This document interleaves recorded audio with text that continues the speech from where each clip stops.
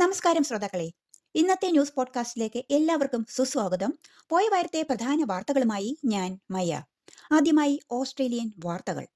Australian human rights commission നടത്തിയ വിപുലമായ പഠനത്തിൽ ഓസ്ട്രേലിയയിലെ സർവകലാശാലകളിൽ പഠിക്കുന്ന വിദേശികൾ അടക്കമുള്ള വിദ്യാർത്ഥികൾ കടുത്ത വംശീയ വിവേചനത്തിന് ഇരയാക്കുന്നതായി റിപ്പോർട്ട്.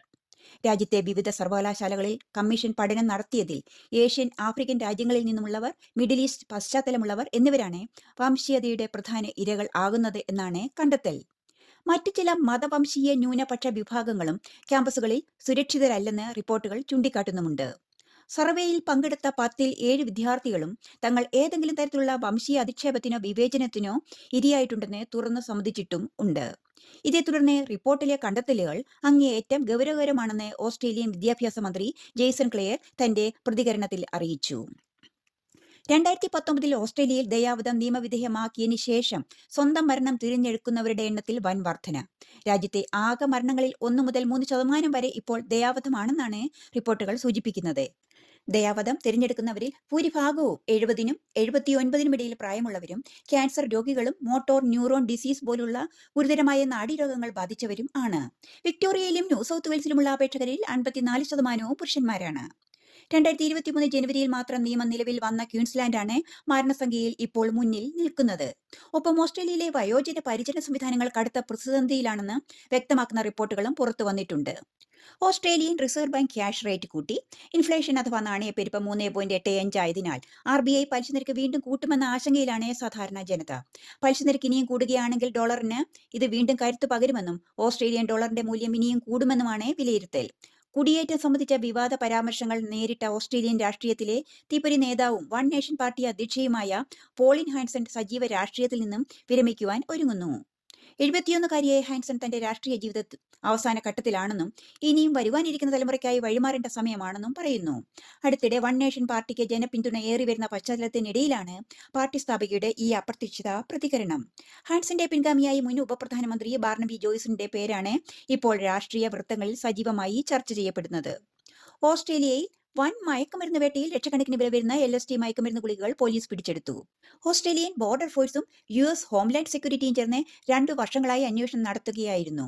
ഓസ്ട്രേലിയയിൽ നിയമവിരുദ്ധ ലഹരി മരുന്നുകളുടെ ഉപയോഗം തടയുന്നതിനായി സർക്കാർ സ്വീകരിക്കുന്ന ഹാം റിഡക്ഷൻ അഥവാ പ്രത്യാഘാതങ്ങൾ കുറയ്ക്കുവാനുള്ള നയങ്ങൾ വിദഗ്ധർക്കിടയിൽ വീണ്ടും വലിയ ചർച്ചയാകുന്നുമുണ്ട്. ന്യൂ സൗത്ത് വെയിൽസിൽ ഈ ബൈക്കുകളുടെ ഉപയോഗത്തിൽ കർശന നിയമ നിയന്ത്രണങ്ങൾ വരുന്നു. 12 വയസ്സിൽ താഴെയുള്ള കുട്ടികൾ ഈ ബൈക്കുകൾ ഉപയോഗിക്കുന്നത് നിരോധിക്കുവാൻ ഉള്ള സർക്കാർ തീരുമാനം 2026 അവസാനത്തോടെ പ്രാബല്യത്തിൽ കൊണ്ടുവരുവാനാണ് ഭരണകൂടം ലക്ഷ്യമിടുന്നത്. സംസ്ഥാനത്തെ ഈ ബൈക്കുകളുടെ എണ്ണം ഏകദേശം 7.6 ലക്ഷമായി ഉയർന്ന സാഹചര്യത്തിൽ സുരക്ഷാ മുൻകരുതലുകൾ എന്ന നിലയ്ക്കാണ് ഈ നീക്കം. അന്താരാഷ്ട്ര വാർത്തകൾ. US സുപ്രീം കോടതി വിധിക്ക് ശേഷം എല്ലാ രാജ്യങ്ങളിൽ നിന്നുമുള്ള ഇറക്കുമതിക്ക് US 10% നിന്നും 15% താൽക്കാലിക തീരുവ ഉയർത്തുമെന്ന് പ്രസിഡന്റ് ട്രംപ് പ്രഖ്യാപിച്ചു. 1974 വ്യാപാര നിയമത്തിലെ സെക്ഷൻ 122 പ്രകാരം പ്രസിഡന്റിന് 150 ദിവസത്തേക്ക് 15% വരെ ലെവി ചുമത്തുവാൻ അനുവദിക്കുന്നു. എന്നാൽ ഈ നീക്കം കൂടുതൽ നിയമപരമായ വെല്ലുവിളികളെ അഭിമുഖീകരിച്ചേക്കാൻ സാധ്യതയുണ്ടെന്നാണ് വിലയിരുത്തൽ. ഗ്ലോബൽ സൗത്തിലെ 2 പ്രധാന രാജ്യങ്ങൾ തമ്മിലുള്ള ബഹുമുഖ സഹകരണം ശക്തിപ്പെടുത്തുക എന്ന ലക്ഷ്യത്തോടെ ഇന്ത്യൻ പ്രധാനമന്ത്രി നരേന്ദ്രമോദി ശനിയാഴ്ച ന്യൂഡൽഹിയിൽ ബ്രസീൽ പ്രസിഡന്റ് ലൂയിസ് ഇൻസിയോയുമായി ഉഭയകക്ഷി ചർച്ചകൾ നടത്തി. ഈ ബന്ധത്തെ വിജയകരമായ പങ്കാളിത്തം എന്ന് വിശേഷിപ്പിച്ച പ്രധാനമന്ത്രി അടുത്ത 5 വർഷത്തിനുള്ളിൽ ഇന്ത്യ $20 ബില്യൺ ഉഭയകക്ഷി വ്യാപാരം വികസിപ്പിക്കുവാൻ ആഗ്രഹിക്കുന്നുവെന്ന് സൂചിപ്പിച്ചു. അടുത്ത 5 വർഷത്തിനുള്ളിൽ ഞങ്ങളുടെ ഉഭയകക്ഷി വ്യാപാരം $20 ബില്യൺ കൊണ്ടുപോകുവാൻ തങ്ങൾ പ്രതിജ്ഞാബദ്ധരാണ് എന്നും ശ്രീ മോദി കൂട്ടിച്ചേർത്തു. ലാറ്റിൻ അമേരിക്കയിലെ ഇന്ത്യയുടെ ഏറ്റവും വലിയ വ്യാപാര പങ്കാളിയാണ് ബ്രസീൽ. റഷ്യ യുക്രൈൻ യുദ്ധം 4ാം വർഷത്തിലേക്ക് കടക്കാനിരിക്കെ ഇരു രാജ്യങ്ങളും തമ്മിലുള്ള പോരാട്ടം അതിശക്തമായി തുടരുന്നു. കഴിഞ്ഞ ഏതാനും ദിവസങ്ങളിലും അതിർത്തികളിൽ രൂക്ഷമായ ആക്രമണങ്ങളാണ് റിപ്പോർട്ട് ചെയ്തിരിക്കുന്നത്. യൂറോപ്പിന്റെ ആകാശം സംരക്ഷിക്കുന്നതിനായി കുറഞ്ഞ ചിലവിൽ പുതിയ വ്യോമ പ്രതിരോധ സംവിധാനങ്ങൾ വികസിപ്പിക്കുവാൻ ബ്രിട്ടനും യൂറോപ്യൻ സഖ്യകക്ഷികളും ചേർന്ന് പ്രവർത്തിക്കുമെന്നും ബ്രിട്ടീഷ് പ്രതിരോധ മന്ത്രാലയം അറിയിച്ചു. യുദ്ധം 4 വർഷം പൂർത്തിയാക്കുമ്പോഴും പരിഹാരമില്ലാതെ തുടരുന്നത് ആഗോളതലത്തിൽ വലിയ ആശങ്കയുണ്ടാക്കുന്നുമുണ്ട്. ഭാരത വാർത്തകൾ. ഇന്ത്യ US വ്യാപാര കരാറിൽ BJP നേതൃത്വത്തിലുള്ള കേന്ദ്ര സർക്കാരിനെതിരെ ആഞ്ഞടിച്ച് ആം ആദ്മി പാർട്ടി. ഇത് ഇന്ത്യൻ കർഷകർക്കും ബിസിനസ്സുകാർക്കും ഒരു മരണ വാറന്റാണെന്ന് പാർട്ടി വിശേഷിപ്പിച്ചു.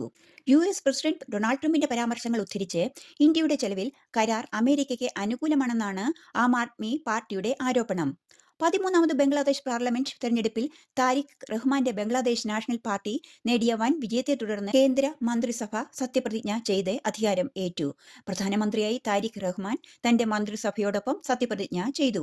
റഹ്മാന്റെയും മന്ത്രിസഭയുടെയും സത്യപ്രതിജ്ഞാ ചടങ്ങിൽ പങ്കെടുക്കുവാൻ നിരവധി ദക്ഷിണേഷ്യൻ നേതാക്കളും എത്തിയിരുന്നു. ദക്ഷിണ ഭാരത വാർത്തകൾ. ഓൺലൈൻ മുഖേന മുൻഗണനാ റേഷൻ കാർഡിനായി അപേക്ഷ സമർപ്പിക്കേണ്ട തീയതി നീട്ടിയതായി ഭക്ഷ്യ പൊതുവിതരണ വകുപ്പ് മന്ത്രി അറിയിച്ചു.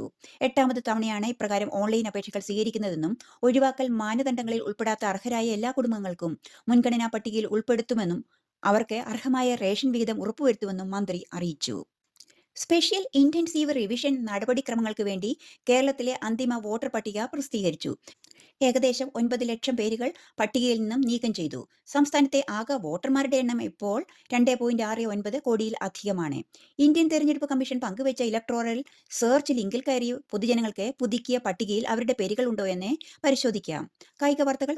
ഓസ്ട്രേലിയക്കെതിരായ മൂന്നാമത്തെയും നിർണായകവുമായ T20 മത്സരത്തിൽ മികച്ച ഇന്നിംഗ്സിലൂടെ ഇന്ത്യൻ ടീമിന്റെ സ്റ്റാർ ബാറ്റ്സ്മാൻ സ്മൃതി മന്ദാന പുതിയ റെക്കോർഡ് സ്ഥാപിച്ചു. ഫെബ്രുവരി 21 അഡിലേഡ് ഓവലിൽ നടന്ന മത്സരത്തിൽ ആദ്യം ബാറ്റ് ചെയ്ത ഇന്ത്യ 20 ഓവറിൽ 176 റൺസ് നേടി വിജയിച്ചു. മറുപടിയായി ഓസ്ട്രേലിയയ്ക്ക് 159 റൺസ് മാത്രമേ എടുക്കുവാൻ കഴിഞ്ഞുള്ളൂ. ഈ വിജയത്തോടെ ഓസ്ട്രേലിയയെ സ്വന്തം നാട്ടിൽ നടന്ന പരമ്പരയിൽ ടീം ഇന്ത്യ പരാജയപ്പെടുത്തി. ഗൂഗിളിന്റെ ഉടമസ്ഥതയിലുള്ള ആർട്ടിഫിഷ്യൽ ഇന്റലിജൻസ് പ്ലാറ്റ്ഫോമായ ജെമിനി ഇന്ത്യൻ പ്രീമിയർ ലീഗുമായി 3 വർഷത്തെ സ്പോൺസർഷിപ്പ് കരാറിൽ ഒപ്പുവെച്ചു. ഏകദേശം 270 കോടി രൂപ വിലയുള്ളതാണ് ഈ കരാർ. ഈ വിഷയത്തിൽ പരിചയമുള്ള ആളുകളുടെ അഭിപ്രായത്തിൽ ഇന്ത്യൻ ക്രിക്കറ്റിൽ AI പ്ലാറ്റ്ഫോമുകളുടെ വർദ്ധിച്ചുവരുന്ന താൽപര്യത്തെയാണ് ഈ പങ്കാളിത്തം പ്രതിഫലിപ്പിക്കുന്നത്. ChatGPT അടുത്തിടെ വനിതാ പ്രീമിയർ ലീഗിനെ സ്പോൺസർ ചെയ്തതിന് പിന്നാലെയാണ് ഈ കരാർ. നിങ്ങൾ ഇപ്പോൾ കേട്ടത് പ്രധാന മലയാളം ന്യൂസ് പോഡ്കാസ്റ്റ്. വാർത്തകൾ എഴുതി വായിച്ചത് ഓസ്ട്രേലിയയിൽ നിന്നും മായ. എല്ലാ ശ്രോതാക്കൾക്കും ശുഭദിനം ആശംസിച്ചുകൊണ്ട് നന്ദി, നമസ്കാരം.